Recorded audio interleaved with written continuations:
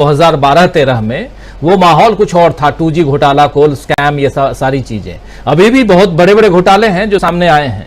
ये घोटाले छोटे मोटे नहीं हैं, और ये इसलिए भी बड़े हैं, उससे बड़े हैं क्योंकि ये दावा जो ये सरकार जो दावा करके आई थी, जीरो टॉलरेंस का दावा करके आई थी भ्रष्टाचार के नाम पे, वो अगर उसी के ऊपर ये आरोप लगे तो छोटी मोटी बात नहीं होनी चाहिए। साल 2023 है और साल 2024 में चुनाव है, कैसे देखा जाए? देखिए राजीव जी, असल में ये जो सीएजी ने अपनी रिपोर्ट दी है, तो जो अंग्रेजी की कहावत है कि टिप ऑफ आइसबर्ग, मुझे लगता है ये टिप ऑफ आइसबर्ग है। और ये छोटे घोटाले जो है ये खुल के भी सामने आए हैं। जो इस देश के सबसे बड़े घोटाले हैं वो उनमें नोटबंदी है, उनमें जीएसटी है, उसमें पीएम केयर फंड है। मुझे लगता है कि अगर इनकी जब पोल खुलेगी तो ये सबसे बड़े घोटाले साबित होंगे। अब जो सीएजी ने रिपोर्ट दी है, तो जाहिर बात है कि ये सरकार जो कहती थी, खासतौर पर प्रधानमंत्री कहते थे ना खाऊंगा ना खाने दूंगा, तो मुझे लगता है कि प्रधानमंत्री जो कहते हुए, मैं पहले भी कई बार कहता रहा हूँ कि प्रधानमंत्री जो कहते हैं तो उनके कहने पे तुरंत जो है ध्यान दिया जाना चाहिए कि वो अगर कह रहे हो क्या रहा है। क्योंकि प्रधानमंत्री जो कहते हैं होता हो असल में उससे बिल्कुल उल्टा ही है।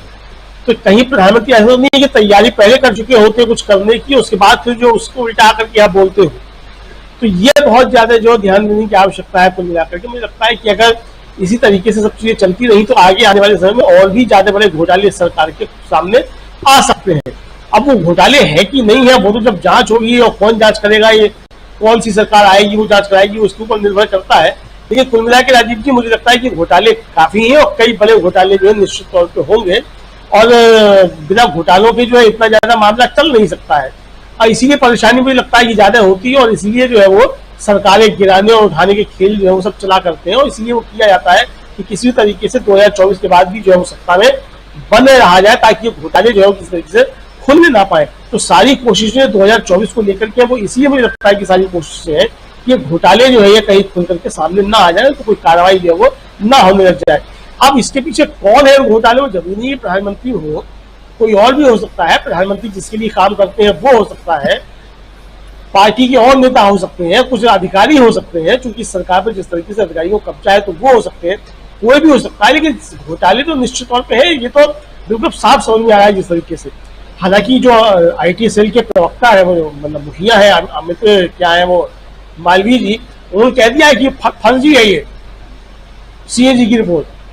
मतलब यूपीए सरकार के समय आई थी रिपोर्ट वो सही थी, वो असली थी, और ये रिपोर्ट फर्जी है। मतलब जिसपे सीएजी ने माफी मांग ली बाकायदा लेकिन में, तो वो रिपोर्ट जो वो असली थी, और ये जो आई है ये बिना किसी जांच के, चूंकि अमित मालवीय जी ने कह दिया है, इसलिए वो रिपोर्ट जो है वो फर्जी है, गलत है, ड्रामा कुल मिला के। तो ये सारी चीजें राजीव जी, मुझे लगता है कि अब जहां तक सवाल ये है कि विपक्ष इसको हथियार क्यों नहीं बना रहा है, अब महत्वपूर्ण मुद्दा ये है। मुझे लगता है कि विपक्ष को इसमें जोरदार तरीके से बात करनी चाहिए। हालांकि आज कांग्रेस ने जिस तरीके से पीछे की है, कांग्रेस ने इस पर सवाल उठाए हैं, बाकी दलों को भी इसके ऊपर जो है गंभीरता के साथ जो है बात करनी चाहिए। अब हालांकि जब हेमंत सोरेन को ईडी का जो भेजा गया सम्मन, और ईडी के सम्मन पे हेमंत सोरेन ने जिस तरीके से जवाब दिया है, मुझे लगता है कि इसी तरीके के जवाब लोगों की तरफ से आने शुरू होने चाहिए, और सरकार को जो है प्रश्नार्थ करने की जो है, केंद्र सरकार को प्रश्नार्थ करने की जो आवश्यकता बहुत ज्यादा है।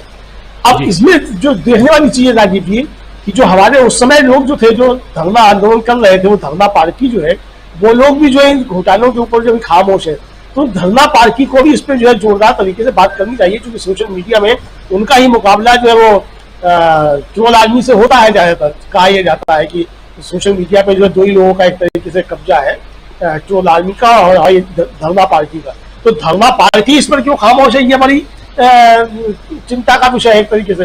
धरना पार्टी को इस पर जो है आवाज उठानी चाहिए। ये मौका मिला है धरना पार्टी के लिए भी, तो साबित करें कि जो है वो कट्टर ईमानदार है और मोदी सरकार जो है कट्टर बेईमान है, ये साबित करने का उनको मौका मिला है, तो उनको करना चाहिए। अब वो क्यों नहीं कर रहे हैं, तो उनकी अब कुछ हो सकता है कि रणनीति तैयार होगी, वो आगे आने वाले समय में करें। लेकिन कुल मिला की जो परिस्थितियां है राजीव जी, मुझे लगता है कि ये जो है इंडिया ने जिस तरीके से घेराबंदी की है इस सरकार की, और जिस तरीके से घोटाले खुलना शुरू हुए हैं, अब या तो ये भी हो सकता है कि जो सीएजी की रिपोर्ट आई है, अधिकारियों में ये संदेश अब जा रहा हो, और जो सत्ता को नियंत्रित करने वाले हो उनके अंदर ये संदेश जा रहा हो कि ये सरकार अब जाने वाली है। अगर इस तरीके के अंदर कुछ चीजें है राजीव जी, तो हो सकता है कि इसलिए भी ये हिम्मत जो है कुछ दिखाई गई हो, इस तरह की चीजें आ गई हैं। ये भी हो सकता है कि जो चूंकि जो वही खाते हैं, तो बही खातों की अगर रिपोर्ट पेश करनी होगी तो वो तो सही पेश की जाएगी, तो वो पेश कर दी है, सही है, उस पर जो किसी को चर्चा करनी है करे, नहीं करनी हो नहीं करे, तो कह दिया जाएगा कि हमें तो जो था जो कागज बता रहे तो हमने बता दिया है, ठीक है आप अपना बताते रहिए कि द्वारका एक्सप्रेसवे पे इतना खर्च कैसे आया। तो कुल मिला के परिस्थितियां यही है, कुल मिला के मुझे लगता है कि घोटाले और जाते हैं और घोटालों पे जो है वो घेराबंदी होनी चाहिए। बिल्कुल सही कह रहे हैं। आना चाहता हूं प्रोफेसर अखिल स्वामी जी आपके पास। स्वामी जी, क्या लगता है आपको, जो खबरें चल रही हैं, जरा इंडिया की तरफ आना चाहता हूं, इंडिया में टूट, इंडिया में टूट, इंडिया में टूट की बातें जो हो रही हैं, आप एक विश्लेषक होने के नाते 26 दलों के इस गठबंधन को कितना मजबूत देखते हैं? देखिए राजीव जी, मैं स्ट्रेटेजिक मैनेजमेंट का प्रोफेसर, हमारा एक चैप्टर होता है सिनेरियो एनालिसिस। सिनेरियो एनालिसिस करके मैं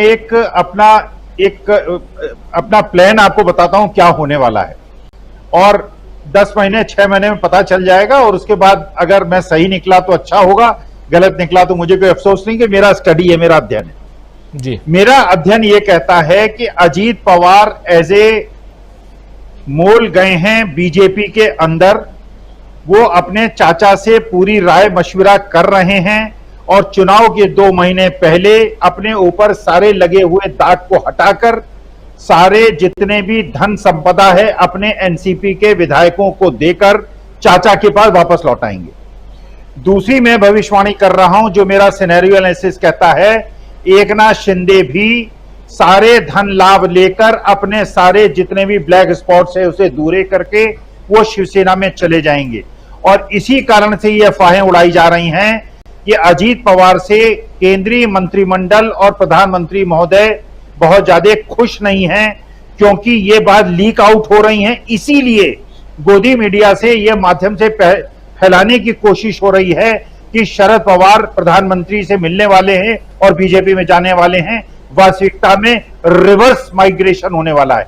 दूसरी बात, आप ये देखिए, आज लोग जो अति उत्साह में बहुत ज्यादा ऊटपटांग बातें कर रहे हैं। एक बाबा जी हैं जो दूसरे की पर्ची निकालते हैं। कल उन्होंने स्वतंत्रता दिवस को गणतंत्र दिवस कह दिया। माने जो आदमी दूसरे की पर्ची निकाला करता था, वो आदमी इतना बौखला गया, क्योंकि ये एक प्रकार के स्थापित लोग हैं जो लोगों को धर्मांध करके, ये परेशान करके और लोगों को मतिभ्रम में डालकर एक प्रकार से, और खुद उनकी कितना ज्ञान है और कितना भगवान के वो नजदीक है दिखाई पड़ रहा है। और एक लोग सबक लें, जो लोग आपके भी 2-4 लोग ऐसे हैं जो टिप्पणी करते हैं, कमेंट बॉक्स में इधर उधर की बातें लिखते हैं। बिट्टू बजरंगी को पुलिस घसीट कर गर्दन से पकड़ कर ले गई है और बिट्टू बजरंगी रोता रहा। तो जितने भी लोग ऐसे हैं जो कि धर्म के विरुद्ध जा रहे हैं, देश के विरुद्ध जा रहे हैं, देश में धार्मिक विद्वेष फैला रहे हैं, उनको इस बात से, उन लोगों को सतर्क हो जाना चाहिए कि ये जो देश को तोड़ने की कानून विरोधी कार्रवाइयों में लोग लिप्त हैं, इनका भी वही हश्र होगा जो बिट्टू बजरंगी का हो रहा है। इसलिए राष्ट्र हित में, भारत माता के विरोध में काम करना छोड़ दें और भारत में धार्मिक सद्भाव पैदा करने के लिए, एकता करने के लिए, सभी धार्मिक समाजों के बीच में सामंजस्य स्थापित करने के लिए बातें करें, वरना 10 महीने के बाद बहुत कष्ट भोगना पड़ेगा। जरा सिनेरियो को समझ लें, सत्ता बदलने वाली है। जिन्होंने भी ऊटपटांग व्हाट्सएप पे मैसेजेस दिए हैं और ट्विटर पे ट्वीट किए हैं, उनके साथ वही हश्र होगा जो बिट्टू बजरंगी का हो रहा है। जी, अगर इतना ही था तो मोनू मानेसर को भी भागना नहीं पड़ता। सुनने में आया हिंदुस्तान छोड़ चुका है। तो अगर इतना ही सपोर्ट मिलता रहता तो बिट्टू बजरंगी को वो हश्र नहीं होता, उसको घसीट कर पुलिस नहीं ले जाती और मोनू मानेसर को भागना नहीं पड़ता। ये 2 नमूने सामने हैं, इसलिए आप लोगों के सामने ये कह रहे थे, अभी स्वामी जी बता रहे थे, तो उसी चीज को आगे बढ़ा रहा हूं। लेकिन एक बहुत इंपॉर्टेंट बात इससे पहले आप कह रहे थे, वो जो आप बात कह रहे हैं वो आंखें खोलती हैं। जरा उस बात को आगे बढ़ाना चाहता हूं। पहले मीनू जी आपके पास आना चाहता हूं, हमारे तमाम साथियों के बीच में, और बहुत आंखें खोलने वाली बात आपने यहां रखी है। और खासकर इंडिया को लेकर, खासकर महाराष्ट्र की राजनीति को लेकर, शिंदे की राजनीति को लेकर, यानी कि शिवसेना में क्या कुछ होने वाला है। भले आप भविष्यवाणी के तौर पे कह रहे हैं, लेकिन कहीं ना कहीं यहां पर तथ्यात्मक रूप से ये जो बातें आपकी हैं वो दम रखती हैं, इसीलिए इस बात को मैं आगे बढ़ाना चाहता हूं। मीनू जी, इसको कैसे देखा जाए? जो बात कह रहे हैं स्वामी जी कि 2-3-4 महीने बाद जैसे जैसे चुनाव नजदीक आएंगे, खासकर 2024 के चुनाव, उस समय तक में हम महाराष्ट्र की परिस्थिति बदलते हुए देखेंगे, और जिसमें अजीत पवार भी झोला उठा के फिर अपने चाचा के साथ नजर आएंगे।